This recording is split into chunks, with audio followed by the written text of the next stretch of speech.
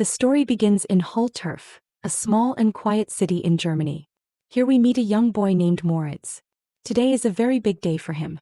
It's the final match of the Youth Soccer Championship. Morids dreams of becoming a football star one day.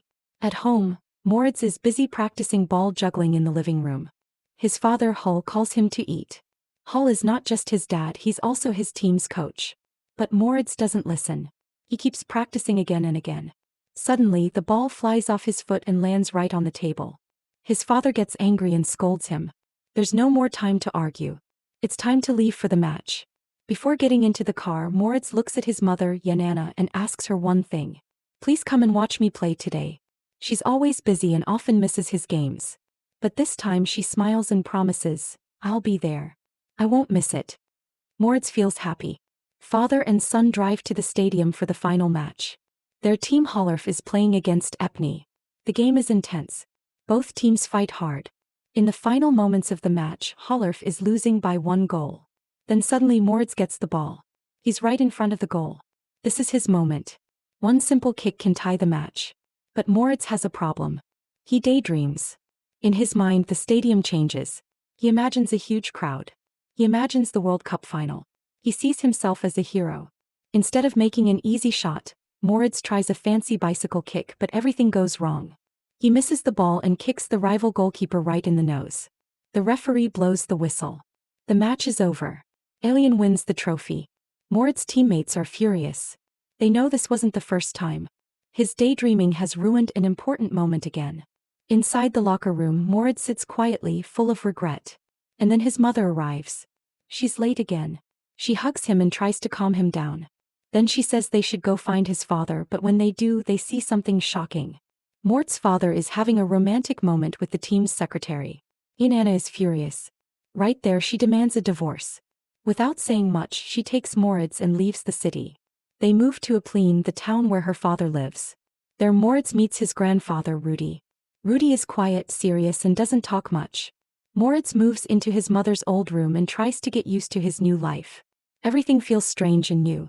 Seeing this, Janana encourages him. She promises him something important. Rudy will take him to the EPAC stadium. If things go well, Morids can join the local youth soccer team. The next day, Rudy takes him to the stadium. He talks to the coach, Rothk. But right away, it's clear they don't like each other. So Rudy insists. So, with a lot of doubt, Rothk agrees. He tells his son, the team captain, to give Morids a chance. But then comes the shock. The captain is Mark, the same goalkeeper Morids kicked in the face during the final match. Mark recognizes him immediately, and instead of giving him a fair chance, Mark and his teammates start mocking him. They kick balls at him on purpose, laughing and humiliating him. Morids stands there frozen. That's when Rudy steps in. He stops everything and takes his grandson away from the field. Morids tries to thank him, but Rudy says nothing. His face stays cold and serious. The next day, Morids starts at his new school. During recess, a boy named N walks up to him. N is also going through his parents' divorce. They quickly connect and introduces Morids to his brother EMTT and to their friends Nico and Katrina. Soon they invite Morids to play soccer with them, but the fun doesn't last long. Mark and the Epikanen players suddenly show up. They start teasing the kids. Mark kicks their ball far away and laughs. He tells them not to even try playing soccer. According to him, they're not a real team. But instead of breaking Morids, this only fires him up. He looks at his new friends and says, let's make our own team. The kids love the idea. They search for a place to practice and finally find one, an abandoned lot next to a junkyard. It's dirty, broken, and full of trash, but they don't give up. They decide to clean it and turn it into their own soccer field. Morids takes the next big step. He registers the group for the upcoming Youth Cup. He gives the team a bold name, the Devil Kickers. When the secretary asks for the coach's name, Morids quickly writes down Rudy's name. After all, his grandfather used to be a soccer player. Day after day, the kids work hard. They clean the field, move trash, and mark lines. Finally, the field is ready. Morids is excited. He can't wait to face Mark and his team. But just as he says that, Mark shows up. He threatens to beat Morids up. The moment turns tense. Suddenly, a group of young parkour athletes jumps in. Their leader is Alex, a 6th grader with confidence and power. Alex scares Mark and his friends away. Then Alex turns to Morids and invites him to join their group. Morids accepts, not knowing this choice will change everything. That night, Yanana asks Morids to take dinner to his grandfather. Rudy works as a night guard at a shopping mall. Morids sees this as his chance. He talks about his new team and asks Rudy to be their coach, but Rudy barely listens. Instead, the old man starts talking about his past. He remembers his late wife, Marianne. Rudy says that when he was young he played as a forward for the applicant team. Back then his best friend was Rothkirch. But everything changed when both men fell in love with Marianne. She chose Rudy, and from that moment on Rothkirch never forgave him. The two best friends stopped talking and never spoke again. Moritz realizes there's no way to convince his grandfather, so he quietly goes back home. The next day he starts training with his new team, the Devil Kickers. That's when Alex shows up with his parkour friends. He introduces them as the new players. Finally, the team has 11 members, just enough to enter the Youth Cup. During practice things get interesting. The parkour kids use their jumping and flipping skills to try crazy soccer moves. Most of them fail badly, but Moritz doesn't give up. He keeps cheering everyone on, believing that if they work hard enough they can beat Mark and his team. Still, not everyone is happy. At the end of practice, Katrina gets upset. She feels Morids only cares about winning, not about having fun. Confused, Moritz watches her walk away. Later that night the truth comes out. Mark is Katrina's half-brother. Her stepfather doesn't allow her to play soccer. He says soccer is not for girls and forces her to play tennis instead. But Katrina refuses to quit. She keeps training with the boys in secret. As days pass, problems start growing. Arguments break out during practice. In one drill, Moritz asks Katrina to pass the ball. Still angry, she ignores him and kicks it the other way. Moritz snaps. He accuses her of ruining the team just so Mark can win. That sparks a loud fight. They shout at each other until the rest of the team steps in and separates them. Then the big day arrives. It's the first qualifying match, Devil Kickers vs. Blake. As they write the numbers on their shirts, the referee notices something wrong. They only have 10 players. Katrina is missing and there's still no coach. Moritz stays calm and promises both will arrive soon, but deep down he's scared. In panic he calls his mother and begs her to tell his grandfather to bring him his teddy bear, his lucky charm. At first, Rudy refuses, but after thinking for a moment he finally decides to go to the field. He has no idea what Moritz is really planning. As soon as Rudy arrives, Moritz points at him and tells the referee, "Our coach is here now." At the exact same moment, Katrina runs onto the field. The team is finally complete. Just seconds before kickoff, the match begins and it's a total disaster. No teamwork, no plan. Everyone runs in different directions. The Devil Kickers lose 12-0. The loss is painful. Everyone feels embarrassed and crushed, but Moritz doesn't let them fall apart. He reminds them there's still one more qualifying match. When they return to their practice field, their hearts sink. Tractors are destroying it. A new building will be built there. Their field is gone. Everything feels lost. But Moritz refuses to quit. That same night he secretly gathers the team. He takes them to the shopping mall where Rudy works as a night guard. Using Rudy's security card, they sneak inside while the old man is asleep. Between escalators and long hallways they start training again. Moritz tries another bicycle kick. The ball flies toward an escalator. At the same time Rudy is coming down. Rudy catches them in the act. He quickly realizes what they've been doing. And then he finds out the truth. Moritz signed him up as their coach without asking. Everyone waits for Rudy to explode, but instead he smiles. He tells them they have talent but they don't know how to play as a real team yet. Then comes the shock. Rudy agrees to be their coach. He promises to train them for the second qualifying match, which is only 4 days away. The kids are more motivated than ever. Under Rudy's guidance, training becomes serious. He teaches them how to keep the ball, how to pass, and how to play together. Not alone. They train everywhere, even inside a pottery workshop, learning control and movement. Slowly the Devil Kickers improve. Finally match day arrives. They're playing against Walpert. Before the game, Rudy gives them brand new uniforms. He tells them they can only keep them if they win. The match starts. At first, Moritz and Katrina argue again about who should lead the attack. While they're busy fighting, Alex grabs the ball, does an insane flip and scores the winning goal. They win. After the match, Rudy takes everyone out to eat. The mood is perfect until Moritz sees someone outside. It's his father, Hull. Hull asks him to get in the car. He apologizes for everything that happened with Moritz's mother. He says he misses them both and gives Moritz his old soccer ball, but Moritz is still hurt. He refuses to forgive his father and walks away. Later the team meets again at the mall to train. Rudy reminds them the truth. Walpert was the weakest team. If they want to go far, they must work harder. The kids agree. Soon the round of 16 arrives. The match is even. Morids, Katrina, and Alex all rush for the ball and crash into each other. Somehow the ball keeps rolling and ends up in the goal. They win again. Next comes the quarterfinals. As Katrina is about to leave home, her stepfather Rothk tries to stop her. He orders her to quit soccer.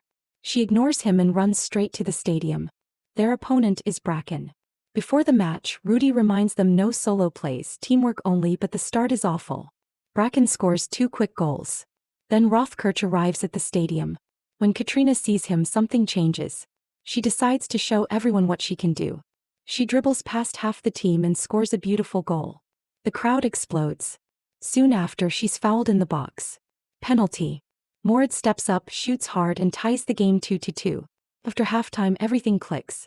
In a planned move, Katrina passes to Alex.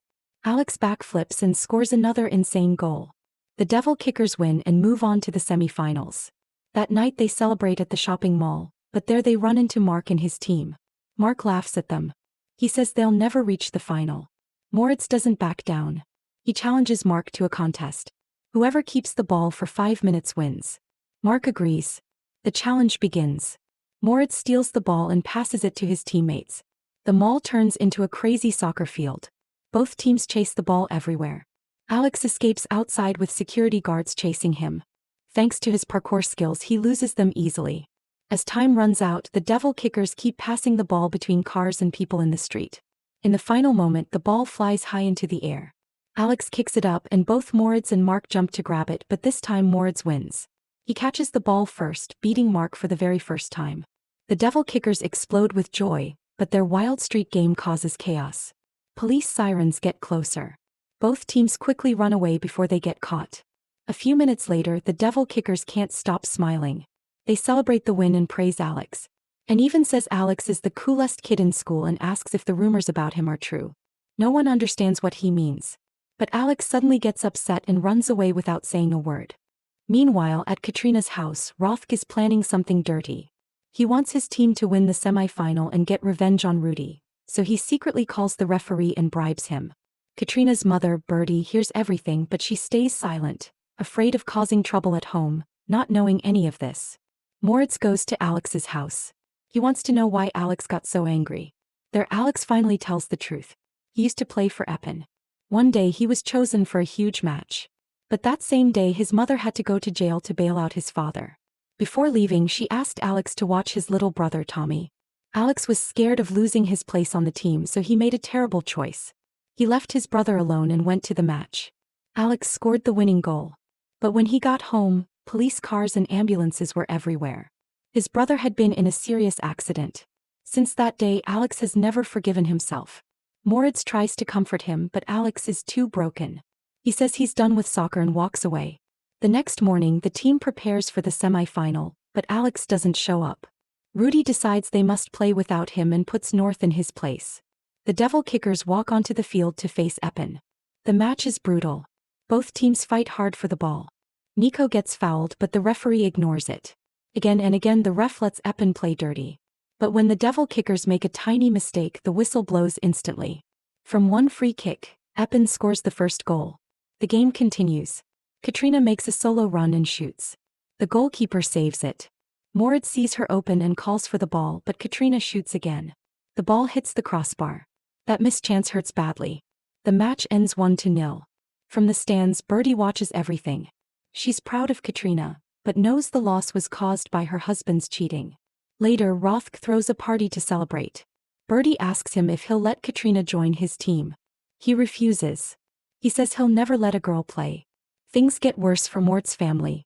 Rudy is fired from his night guard job. Moritz's mother Janina still can't find work. When Moritz gets home, his mother asks about the match. Angry and frustrated, he yells at her and blames her for everything. Janina breaks down. She grounds him and sends him to his room. Later she hears a voice outside. Hull. He apologizes again and asks to speak with Moritz. Soon after, the truth comes out. Thanks to Bertie, Rothka's bribery is exposed. Eppen is disqualified. The Devil Kickers are back in the tournament. And now they'll play the grand finale against Hull's team Hullerf. Before leaving, Hull asks Yayanina to come to the match. He wants to talk afterward and try to rebuild their family. When Moritz hears the news, he's overjoyed. He runs to tell Katrina. He calls her from outside her window and apologizes for not passing the ball. He promises they'll play as true teammates. Katrina agrees to gather the team, but suddenly Mark appears. He blocks her path and challenges Moritz to a fight. Mark attacks him. The fight is brutal, but Moritz fights back and breaks Mark's nose again. He warns Mark to leave him alone forever.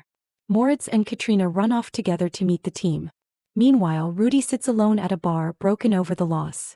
He drinks too much and later walks home. On the way, a truck hits him. The next morning, Moritz rushes to the hospital. Rudy survived, but his leg is broken. The kids tell him about Rothk. Rudy smiles and tells them they can win the final, but he can't be there. The team panics without a coach. Then Moritz has an idea. At the same time, Hull finishes training Hollerf, but keeps thinking about his son and Yanina. Suddenly, Yanina walks onto the field. Hull asks her for another chance. When he mentions Rudy, Yanina says he's sick. Then she shocks him. She will coach the Devil Kickers. Hull is stunned. Yanina wishes him luck and walks away.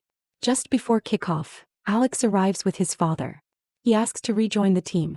Everyone hugs him and gives him his uniform. Yanina calls Rudy and puts him on speaker. Rudy wishes them luck and speaks directly to Moritz. He tells him one thing: lead them like a true captain. Moritz nods and promises he will. The referee blows the whistle. The grand final begins. Rudy tries to help from the hospital by calling Yayanina. But since she doesn't really understand soccer, her instructions only confuse the players. Things get worse fast. Hollerf scores the first goal. The game goes on, and after a foul near the box, Hollerf gets a free kick. Morids and the others form a wall, but the shot goes straight in. Second goal. The first half ends and Yanina has no idea what to do. That's when Rudy tells her something strange. He says, think of the game like baking a cake. Yanina isn't sure, but she tries. She gathers the kids and says, imagine we're baking. We need to put 3 eggs in the pan. Everyone looks confused, but Morids gets it. He thinks she means 3 attackers, so they change the plan. Morids, Katrina and Alex move up front. The rest stay back to defend. The second half starts. The Devil Kickers play with heart. They pass quickly, move together as one team. The ball reaches Alex. He spins, flips and scores their first goal. It works. Yanina keeps calling with more cooking tips, mixing food words with soccer. Moritz keeps translating her ideas into plays. Soon Alex gets the ball again. He flips across the field, hits it without stopping. Goal. The score is tied. The stadium is loud. The pressure is huge. Then Moritz gets the ball. For a moment he imagines his old dream, a World Cup final, a cheering crowd. But this time he doesn't rush. He controls the ball with his chest, then lifts it into the air. A perfect bicycle kicks. Not a shot, a pass. The ball flies to Katrina. He hits it first time. Goal. The crowd explodes. The match ends. The Devil Kickers are champions. Everyone celebrates. Even Hull walks over with a smile to congratulate Yanina and Moritz. The family is finally together again. The team lifts the trophy with pride. Moritz walks up to Katrina and congratulates her. He thanks him for the assist. They smile, knowing that after all the fights they're now true teammates. As the celebration continues, Moritz looks up at the sky. He dreams about the future. Maybe one day he'll wear the German national team jersey and score that bicycle kick goal he's always dreamed of. And that's the story. If you enjoyed this recap, tell me what you think about the movie in the comments below. Subscribe to Movoreel, where every movie tells its story again.